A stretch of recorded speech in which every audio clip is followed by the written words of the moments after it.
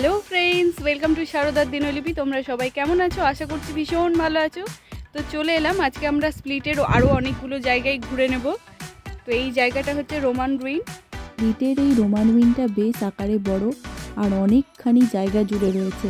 এই রোমান রুইনটা এখন মোটামুটি প্রত্নতাত্ত্বিক পার্ক হিসাবেই লোকজন চেনে। তো এখান থেকে এখন আমরা চলে যাব নেক্সট ডেস্টিনেশনে। রোদে একদম আমাদের বেসামাল অবস্থা, ছাতা নিয়ে নিয়ে হাঁটা চলা করতে হচ্ছে, এত গরম এখানে। আমাদের এই ক্রোয়েশিয়া ট্রিপটা মোটামুটি আমরা অক্টোবরেই গেছিলাম। তো যথারীতিভাবেই তখনও অবধি ক্রোয়েশিয়ায় বেশ গরম ছিল। রোমান রুইন থেকে এখন আমরা চলে এসেছি ক্লিস ফোর্ট্রেসে। আমরা এখন আছি ক্লিস ফোর্ট্রেসে, অনেকটা উঁচু, হেঁটে হেঁটে অবস্থা পুরো খারাপ যাকে বলে।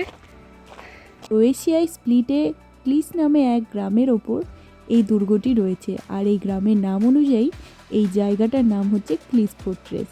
এই দুর্গটা এমনিতেই অনেক উঁচুতে, তো এখন আমরা এর টপেই আছি। এত উঁচু থেকে পুরো শহরটাকে দেখা যাচ্ছে আর পুরো শহরটাকে ভীষণ সুন্দর দেখাচ্ছে। এই ফোর্ট্রেসটার একদম টপে আছি। প্রথমেই আমরা একদম টপটাতে চলে গেছিলাম, সেখানে চারিদিকটা দেখে এখন আস্তে আস্তে আমরা বাকি ফোর্ট্রেসটা দেখব ঘুরে। ফোর্ট্রেসটা আমরা ঘুরে চলে এসেছি, এখন আমরা আছি স্প্লিটের সেন্টারের দিকে। এরপর আমরা চলে যাব রিভার হারবারে। হারবারটা ভীষণ সুন্দর আর এর কাছেই আমাদের হোটেলটা নেওয়া হয়েছে। তো একদম রাত্রে চেক ইন করবো আমরা, তার আগেই জায়গাগুলো একটু ঘুরে নেব।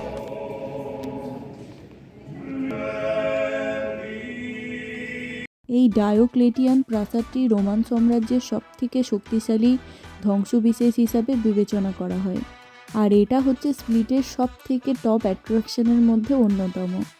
রোমান সম্রাট এটা হয়তো পূর্বে বাসভবন হিসাবেই এটা তৈরি করেছিলেন। বর্তমানে স্প্লিটের ওল্ড সিটিতে প্রায় অর্ধেক অংশ জুড়ে এই প্রাসাদটি রয়েছে। এই প্রাসাদের একদমই নিচে রয়েছে এরকম সোভেনিয়ারের দোকান আর খাবারের দোকান। তো চলো আমরাও একটু ঘুরে জায়গাটা দেখি। ওখান থেকে বেরিয়ে দেখি এরকম রোমান সাম্রাজ্যের সৈনিকদের মতো কিছু কস্টিউম পরে কিছু স্টুডেন্টরা ঘোরাফেরা করছে আর তাদের সঙ্গে ছবি তোলার জন্য বলছে। তো আমরাও সেখানে ছবি তুলেছি।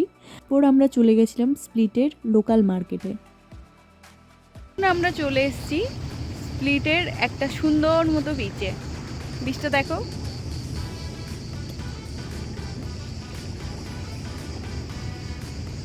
গাছগুলোর ডালগুলো কত নিচুতে, একদম খোঁচা খোঁচা গাছ, বেশ অন্যরকম কিন্তু গাছটা। থেকে আমরা ঘুরে এসেছি, এখন আমরা সেন্টারেই রয়েছি।